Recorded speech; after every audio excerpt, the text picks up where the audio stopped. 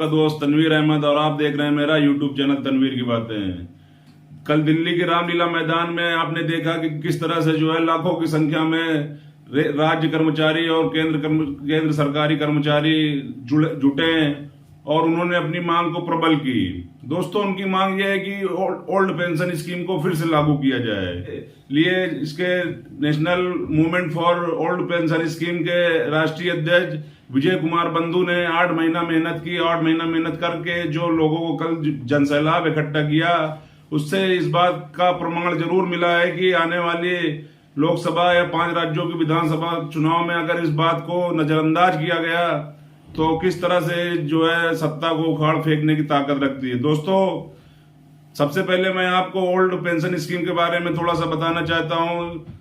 2004 से पहले ये स्कीम थी कि जो भी केंद्र सरकार का या राज्य सरकार का कर्मचारी सेवानिवृत्त होता था तो उसको जो उसकी तत्कालीन मूल वेतन होता था उसका 50% पेंशन के रूप में दिया जाता था और हर 6 महीने पर महंगाई भत्ता भी उसमें जुड़ता था। परंतु 2004 के बाद नई पेंशन स्कीम को लागू किया गया, जिसमें सेवानिवृत्त होने के बाद पेंशन की कोई निश्चित राशि नहीं तय की गई, ना ही उनको महंगाई भत्ता दिया जाता है, ना ही उनको ईपीएफ का कोई लाभ दिया जाता है।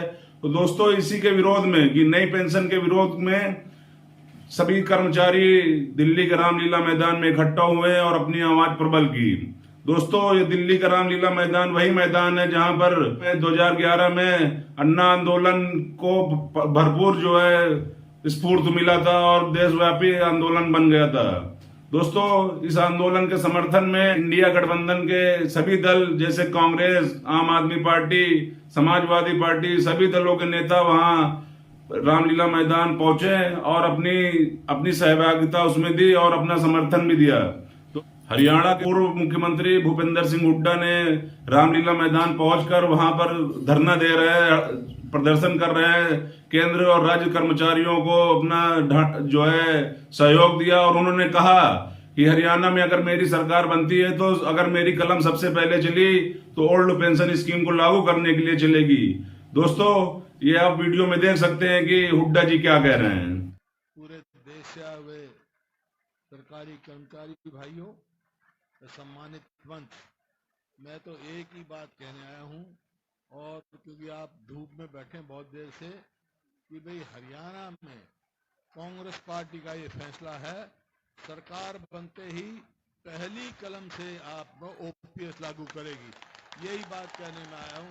मैं पहले भी कहता हूं इन्हीं शब्दों के साथ बहुत बहुत धन्यवाद। हुड्डा साहब का बहुत बहुत धन्यवाद करते हैं। उन्होंने स्पष्ट संदेश दे दिया, हरियाणा में कांग्रेस की अगर सरकार बनती है तो पहली कैबिनेट मीटिंग के अंदर पुरानी पेंशन बहाल है। उसके लिए हमें क्या कहना होगा? Vote for, vote for, vote for. Congress के उत्तर प्रदेश के पूर्व अध्यक्ष अजय कुमार लल्लू भी दिल्ली के रामलीला मैदान पहुंचे और उन्होंने भी राज्य कर्मचारी और केंद्र सरकार कर्मचारियों के समर्थन में अपनी बात कही। आज के इस ऐतिहासिक आंदोलन में आपने इतनी बड़ी भीड़ के साथ उपस्थित होकर इस बात का संकेत दे दिया है कि दिल्ली में बैठे उपराज या तो तुम मेरी सुनो, नहीं तो तुमको हम सत्ता से बेदखल कर देंगे। इस बात का ऐलान आपने। मुझे याद है जब पुरानी पेंशन बहाली के लिए पहली बार उत्तर प्रदेश की धरती पर यह आंदोलन की शुरुआत हुई थी, उस समय आदरणीय श्री स्वर्गीय मसीह सिंह जो हमारे बीच में नहीं है, जो शिक्षक थे, जो आंदोलन के दौरान शहीद हुए थे, जब आदरणीय आम आदमी पार्टी के राज्यसभा सांसद संजय सिंह भी रामलीला मैदान पहुंचे और उन्होंने कहा कि पंजाब में हमारी सरकार है, वहां भी जल्द जो है ओल्ड पेंशन स्कीम को लागू किया जाएगा। आप वीडियो में देख सकते हैं। खेत के अंदर अगर बैल को ठीक से चलाना होता है तो उसकी नाक में नकेल डालनी होती है। आज इतनी तादाद में इकट्ठा होके इस रामलीला के ऐतिहासिक मैदान में इकट्ठा होके मोदी सरकार की नाक में नकेल डालने का काम आपने किया है। मैं हृदय से बधाई देना चाहता हूं आपको। और इसी मंच पे दिल्ली के मुख्यमंत्री अरविंद केजरीवाल जी आए थे। उन्होंने कहा था जहां हमारा शासन वहां पुरानी पेंशन, और दिल्ली की विधानसभा में ओल्ड पेंशन की स्कीम बहाली की गई, और पंजाब के अंदर वहां की कैबिनेट ने ओल्ड पेंशन स्कीम को मंजूरी दी। अरविंद केजरीवाल ने जो वादा आपसे किया है उसको पूरा करेंगे। हमने कहा है ओल्ड पेंशन स्कीम लागू होगी तो लागू होगी। केजरीवाल गारंटी देते हैं, झूठा वादा नहीं करते। और इसलिए साथियों और दोस्तों, मैं आपसे कहना चाहता हूं, मैंने तो देश की संसद में कहा, देश की पार्लियामेंट में कहा, 40 साल कोई कर्मचारी अगर नौकरी करता है, 40 साल अगर कोई कर्मचारी नौकरी करता है उसको पेंशन नहीं मिलती।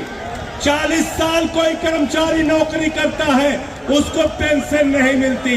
40 दिन कोई विधायक रह जाता है, कोई सांसद रह जाता है, पूरी जिंदगी उसको पेंशन मिलती है। 40 साल कर्मचारी रहने वाले को पेंशन नहीं मिलती। इसलिए आपसे कहना चाहता हूं, आपके बीच में भरोसा दिलाने के आया हूं।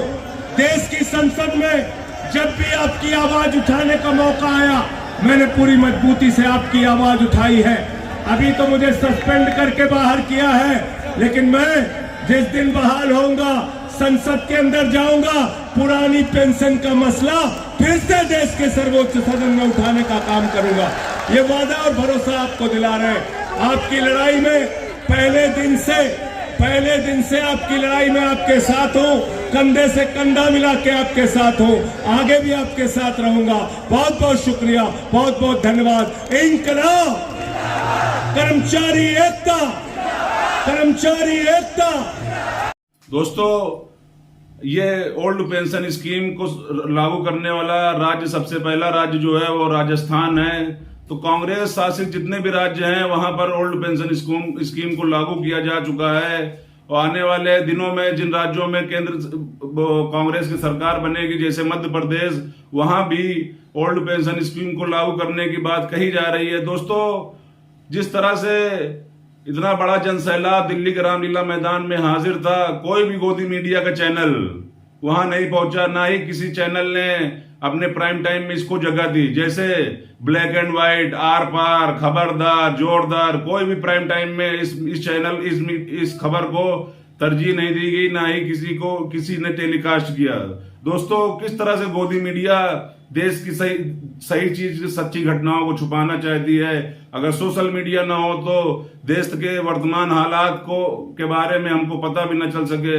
दोस्तों, बहुत जल्द ये जो ओल्ड पेंशन स्कीम का अभियान चल रहा है, पूरे देशव्यापी अभियान चलेगा, और सारे कर्मचारियों ने एक स्वर होकर ये बात कही कि अगर ओल्ड पेंशन स्कीम को लागू न किया गया तो आने वाले 2024 के चुनाव में 10 करोड़ सरकारी कर्मचारी इसका बदला लेंगे।